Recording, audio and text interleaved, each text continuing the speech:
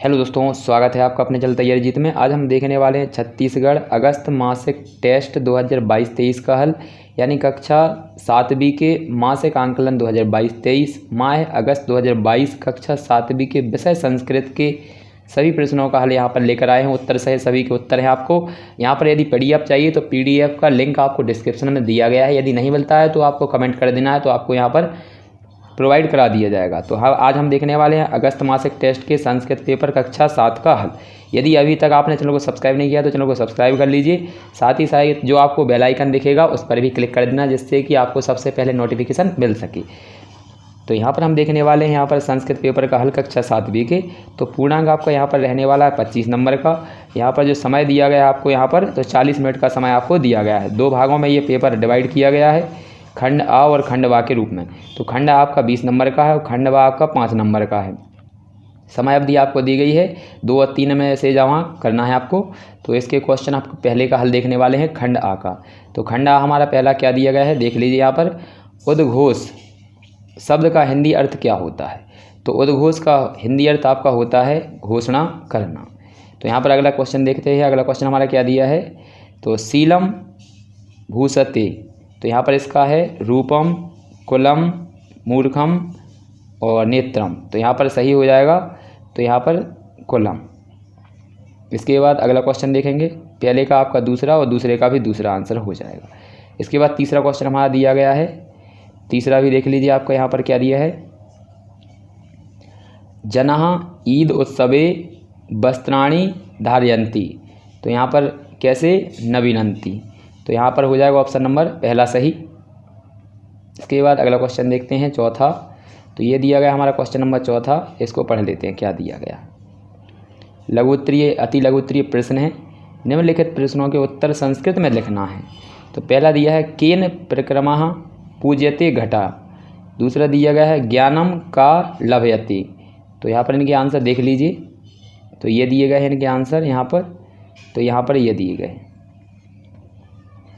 तो ये हमारा इसका हो जाएगा आंसर पहले वाले का, ये हो जाएगा आपका दूसरे वाले का। तो अच्छे से देख लीजिए इसे और इसको नोट डाउन कर लीजिए। इसके बाद अगला क्वेश्चन देखते हैं हमारे। तो इसके चौथे के जो पहले और दूसरे आपके आंसर हैं। इसके बाद क्वेश्चन नंबर 5वां देखते हैं। तो ये रहा हमारा क्वेश्चन नंबर 5वां। तो 5 में आपको यहाँ पर चित्र दिए गए हैं, इनके आंसर आपको लिखने हैं। तो क्या लिखा हुआ है क्वेश्चन पढ़ लेते हैं। नीचे दी गई आकृति को गिनकर संख्या संस्कृत में लिखिए। तो यहाँ पर इनको गिन लीजिए कितने हैं। तो गिनेंगे आप 1 2 3 4 5 6 7 8 9 10 11 12 13। तो 13 है तो इसको लिख देंगे त्रयोदशी। संस्कृत में त्रयोदशी बोलते हैं 13 को। इसके बाद नीचे वाले को गिनेंगे तो 1 2 3 4 5 6 7 8 9 10 11 12 13 14 15 16 17। 17 को बोलते हैं सप्तदशा।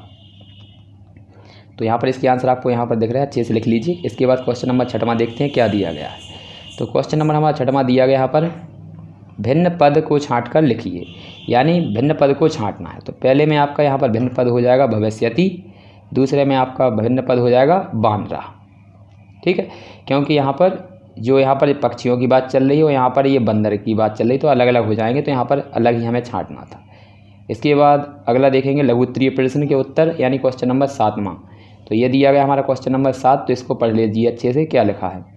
निम्नलिखित पदों के संधि विग्रह कर लिखिए, यानी संधि विग्रह करना है इन संधियों के आपको। तो यहाँ पर दिए गए हैं, इनको अच्छे से नोट डाउन कर लीजिए, ये आपके आंसर हो जाएंगे।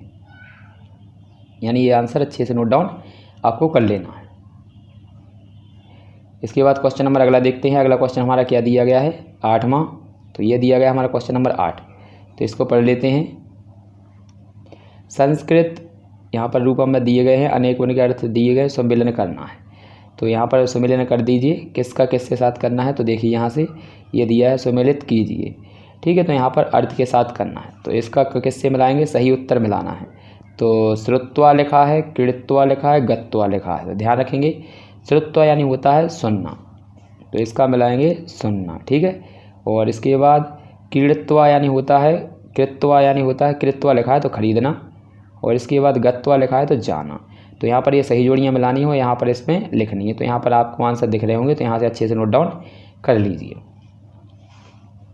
श्रुत्वा, कृत्वा, और गत्वा। ठीक है, तो यहाँ पर इनके आंसर आपको मिल रहे होंगे। कृत, यहाँ पर श्रुत्वा का मतलब होता है सुनना, कृत्वा का मतलब होता है खरीदना, और गत्वा यानी होता है जाना।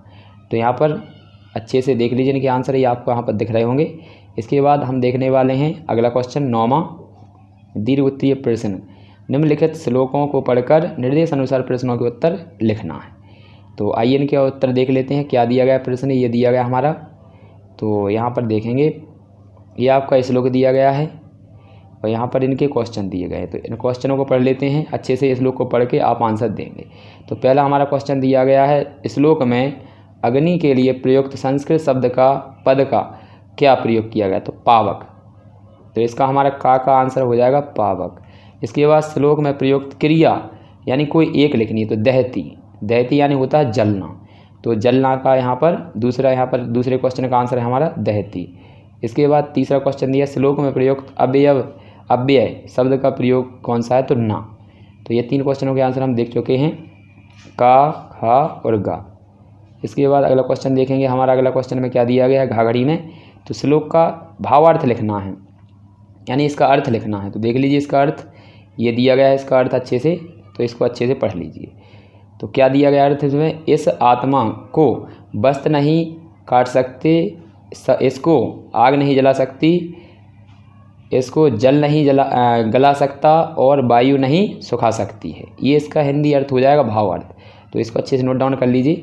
तो ये हमारा क्वेश्चन नंबर 9 का आंसर था। इसके बाद ये क्वेश्चन हमारा 10वां है। ठीक है, तो यहाँ पर ये क्वेश्चन यहाँ पर दिए गए हैं 10वें का, यहाँ पर प्रोजेक्ट कार्य बनाना है। तो इसका आंसर हम अगले वाले वीडियो में देखेंगे। यदि आपने अभी तक चैनल को सब्सक्राइब नहीं किया तो चैनल को सब्सक्राइब कर लीजिए, साथ ही साथ बेल आइकन को है ऑन कर लेना, जिससे कि आपको सबसे पहले नोटिफिकेशन पहुँच सके। तो मिलते हैं अगले वीडियो में, तब तक के लिए जय हिंद जय भारत।